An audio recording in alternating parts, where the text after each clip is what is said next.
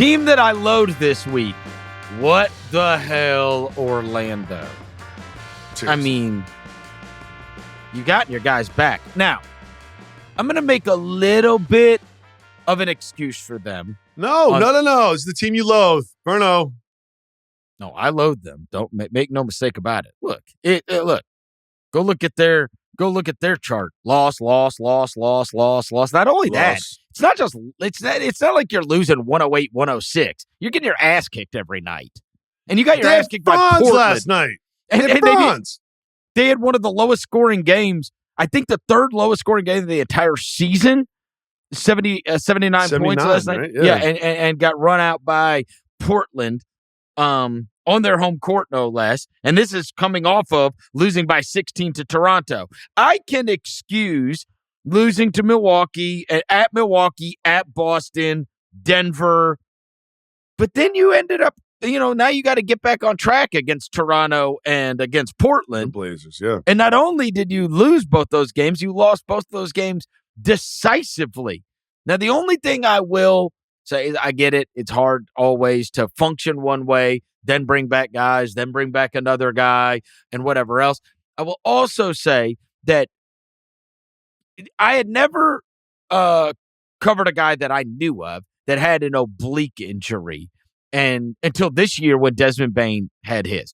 It took Desmond Bane a long time to become Desmond Bane again. I don't know what all goes into that injury. He came back and was still not himself for 3 to 4 weeks.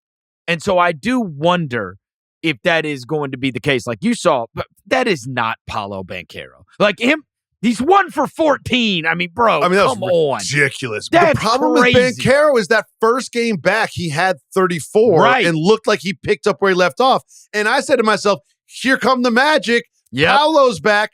Paolo's at the rate that he started the season, he started his post-injury season, and I was so excited for the impact that he was going to have. It felt like the Magic had finally weathered the storm. The cavalry was coming, and they're going to make their run up the Eastern Conference standings. And instead, Paolo goes, 1 for 14, and he's disappeared since that first game back. You get Franz back, doesn't make a difference. Even the defense wasn't there. No, they need the defense Suggs never back. leaves. They need Suggs back for sure. But obviously. I thought they needed Paolo back. And then I thought they needed Franz back. For sure. Now they need Suggs back? Like, I will what's say, happening? I will say, I think we talked about this earlier in the year.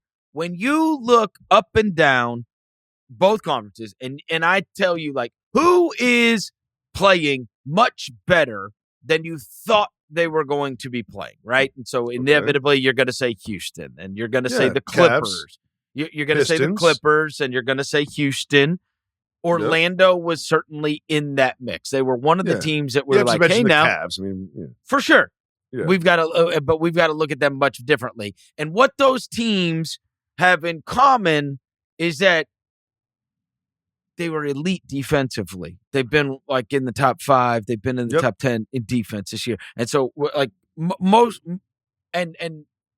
importantly, we would say with Houston and the Clippers and with Orlando, right? We were saying if you go and dive in, these teams are winning, and they're winning at the rate they're winning because of their defense, because they have an elite level defense. And this can win you a lot of regular season basketball games. Yes. But when you get to the playoffs, and now a team is going to take away not your 2 favorite things to do, but your 3 favorite things to do. And now you're going to have to figure out how you're going to score. If you are offensively deficient, then that's going to show up in the playoffs. I also think that part of it is what's happening, especially if you're not going to get a great Paolo, is that as the year goes on, the first half of the season, I think you can stack up a ton of wins just by bringing your defense every single night. Mm-hmm. But as the year goes on, you've got to be reasonable offensively, because I think that at the start there's a long stretch of time where most teams aren't defending hard every single night. And so you can hang your hat on the defensive end, and you can pick up a bunch of wins just by having a good game plan and being active and defending.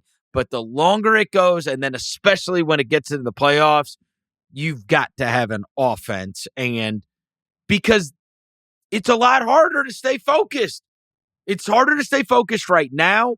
This is always a malaise, and you see weird stuff happen as we start hurtling towards the trade deadline and the All-Star break. This happens every year.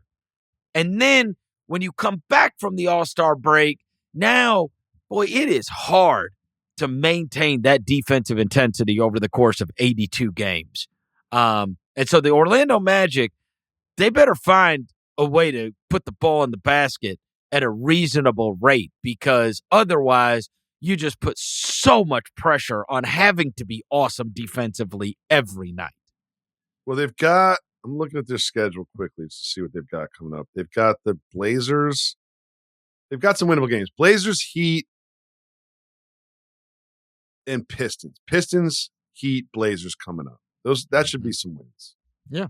And then the Jazz, then the Warriors, then they hit a tough stretch. But don't you dare mark a win against the Pistons. That ain't the way that goes. Oh now. No. You got to watch out against them. Not anymore. I mean, I really feel like I got okey doked by that first game back from Paolo. They're in seventh is my place problem right now. Do you know they're in seventh? Yeah. And above them, the Pistons and the Pacers. We have the top four in the East, we know. But the Pistons and the Pacers are playing better basketball than the Magic right now. For sure. So they're not in a 7 where I can see them going into 6 and 5 pretty easily. Right. They're going to have to change something. And I thought their offensive woes were solved with KCP shooting and Paolo and Franz sort of upgrading their offensive output, which is where we were.